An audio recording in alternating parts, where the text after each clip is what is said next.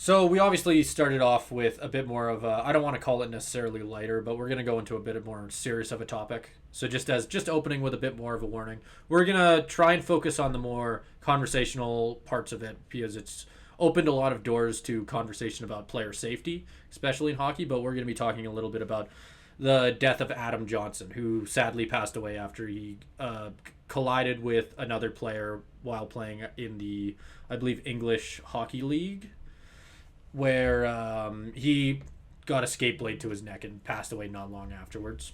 And it's happened a couple times throughout hockey's long history where a player has collided with a skate, whether it be wrist or neck. Last year, we obviously saw Evander Kane, and going back further, we saw, I believe it was Yossi Jokinen for the Florida Panthers in 2001, and then even further back, Clint Mahavlik. I don't think I said his last name right, but you know what I mean. It's something that a lot of people have, especially now that the one biggest change is all of those players prior obviously survived, and now that we have seen somebody, especially as young as Adam Johnson was, pass away from it, I think it's opened a lot of conversation as to why neck guards aren't mandatory in big leagues like the NHL. The WHL just made them mandatory, but prior to that, the CHL, it wasn't mandatory, and I'm assuming the rest of the leagues in the world it wasn't mandatory, which I think we might be seeing a lot of changes to that coming. And we've also seen people asking for wrist guards to become mandatory, which is also an entire other conversation. But I'm curious what you think, Caleb, about this entire thing. Obviously, we don't see a lot of neck guards in the NHL, but do you think that could be a change that might be coming? I think it'll definitely change in terms of like the player side of it. I mean, we've already started to see players like TJ Oshie was somebody who um, recently started using net guards after the news of what happened to Adam Johnson, and I think you may start to see that in terms of like kind of a grassroots coming up from the player side of it, starting to wear neck guards, which I think is really good, and I think it could start kind of a greater movement. I don't know if it's at the level quite yet where we're looking at it from an NHL standpoint to where they're actually going to make a move to make it mandatory for everybody. Because I don't know. The thing that I compare it to, and I kind of compared it to before the podcast too, is the helmets um, Yeah. debate back in like the 80s 90s where helmets were not mandatory in hockey for a very long time, and then eventually there was a rule, I think in like the mid 80s or whatever, where they became mandatory. Some people could still wear it if they were in the league since a certain time. And so you saw people wearing them up to like 1997 was the last season where you saw somebody without a helmet. And I bring that up just to say, like, you made a good point before the podcast, Simon, about how like we didn't know what we do about concussions now, and so that Yeah. might have been an influence on it. But I do think it is still crazy to think about that people were playing hockey without a helmet like and 25 years that ago. and that It's wasn't the really not reason that that they long ago. introduced helmets either, which is something Hmm. that I also brought up because we the whole movement around concussions didn't become a thing until maybe the late 1990s, I believe, if my memory serves me right. And I think in the NHL it was even later. I think it started with football, and Yeah. and a couple other sports, but I know the NHL wasn't as quick to it. The 80s it was more about just in general, like you are playing a sport on ice where you're all moving 20 miles an hour, maybe we should be wearing Yeah. helmets. Yeah. Like it was more just logic than actual science, and obviously it worked out because we now know what we now know about concussions and CTE and a lot Hmm. of other conditions that can be influenced by head contact and stuff like that. And I'm starting to wonder if I think that this could be a very big domino. I do think that it was a complete freak accident. First off, I think that I don't think that anything like this has ever happened in the league because even going back as far as it's been a long time since I've seen the UC what happened with UC Jokinen because I'm gonna compare it. Evander Kane was wrist. I feel like that's a harder thing to compare it to. That's an easier thing for that to happen. That's more likely. I think that with Yossi Jokinen, I believe it was something along the lines of it was more in front of the net. Again, it was an accident, but I think it like the skate blade came up. I don't. I don't want to try and speculate because I don't remember anymore. But what I can say for this one is it was like after watching what happened with Adam Johnson, I can say that what happened there will never happen again. Nothing like that will ever happen again. It's so impossible of a situation that it's just, which makes it hard for me to necessarily side with the fact that this should be the domino that makes Yeah, net guards mandatory, because I think it it's needs definitely to. hard to. Yeah, It's hard to say because I agree with you. I haven't seen the video out of my own trying to. It's yeah, not necessarily something I want to see, yeah, but I that kind of thing, considering how many hockey games have been played in the last like however long the game has been played, and you can probably count on two hands the amount of times that this sort of incident where a skate blade has come up to the neck, and this being the the only one that I can remember in the last like 50 years that has actually had the kind of impacts that the Adam Johnson one did, where players like well, Clint I Larchuk think and UC Okanen recovered. Um, well, with the Malarchuk thing, that influenced the what is now the modern goalie net guard being mandatory, mhm. because prior to, and also the, it's not glass, but I don't know what it's necessarily made of, but the It's thing like that the you often plastic. see, the plastic thing that hangs down off the helmets, that's also very, very common to see goaltenders wearing stuff like that. And so I'd say that's probably the most similar to the outrage we've seen. I don't know if we'll see it have that much of I an outreach though, because I don't that know. literally It's made goaltenders mandatory. Goaltenders have to wear yeah. neckguards. That is a thing, and Yeah. that has been a thing since that It happened. I think it could. I think it could be a similar incident. I don't know. Like, it walks a tricky line for me because I think it'll all depend on how willing some of the players are to do it. Because I think if you look at this from an Yeah. NHL standpoint, I think the optics are a lot better if you just make it mandatory. They're not going to care, Yeah. because what are they going to have to give up? They're going to make the press look a lot better because you're looking in the news and there's a whole bunch of people who have never really talked about hockey before, and this is coming to a standstill, Yeah. and they're just like painting the game in such a bad light because this happened. Because I mean, it is a terrible look for the game. It Like, is. obviously, No, you it's don't want this to terrible. happen. It's a terrible look. So from the NHL standpoint, I think there's no reason why they wouldn't. I think the only reason is which is why I compared it to the helmet debate, where some players are willing to give up that little bit Yeah. of extra safety for a level of personal comfort or feel or whatever they feel like it's restricting their movement or something. Like with the Craig McTavish, the last player to wear a helmet, Yeah. 1997, he didn't care because he felt that like it built up a lot of heat in his head and he didn't feel comfortable playing with it. So it's that kind of thing where it's like, how much is the net guard going to restrict the players and how much are they going to care? Because I think I if the think. NHL I think they'll throw the idea out there to the players, like saying Yeah. like, how would you feel if we made this mandatory? If there's a big uproar against it, I don't think they're going to do it. I think it's going to take more than that.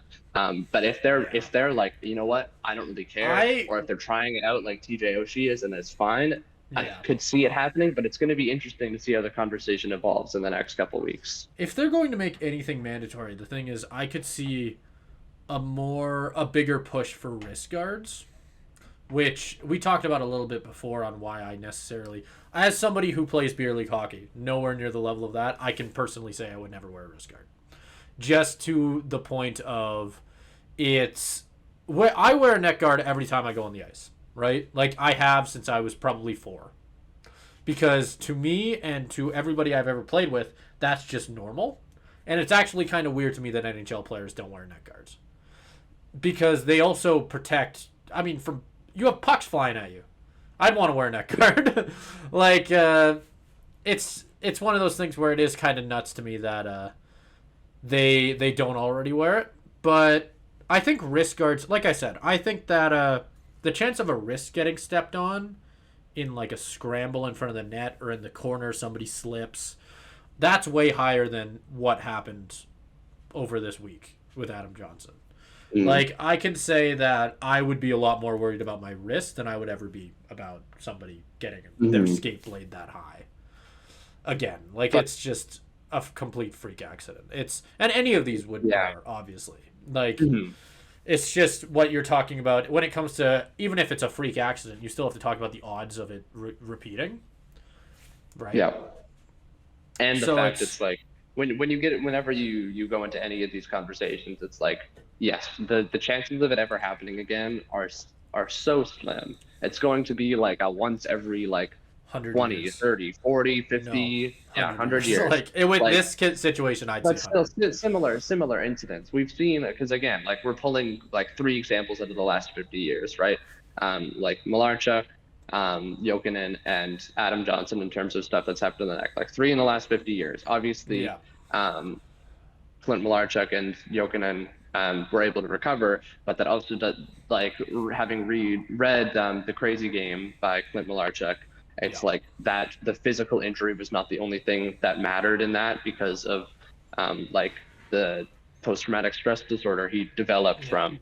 Yeah, like you Yeah. got it back there. So you know very well like how um, that almost resulted in him taking his own life just because of the Yeah. effects that it had on him. So you have to think about it beyond that too, of how traumatic an injury like this can be. Yep. So it's kind of a thing where um, you think, okay, it's only going to happen about like maybe 3 times every 50 years. That's the current rate we're seeing it. Um, out of the thousands of hockey games that are played every year, that is an insanely low rate.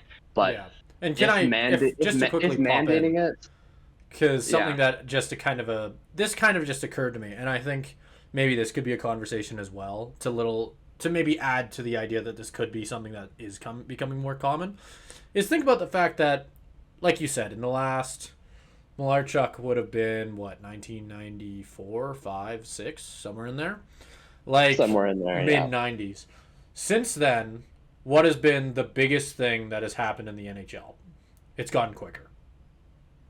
So maybe that is the biggest thing. It's this could be the next step in protecting players as the whole league gets quicker. Because especially even in the last 10 years, if you watch a hockey game back from even we're now in 2023, 2013, right? Go watch a game from 2013. One thing you'll notice is it is noticeably slower.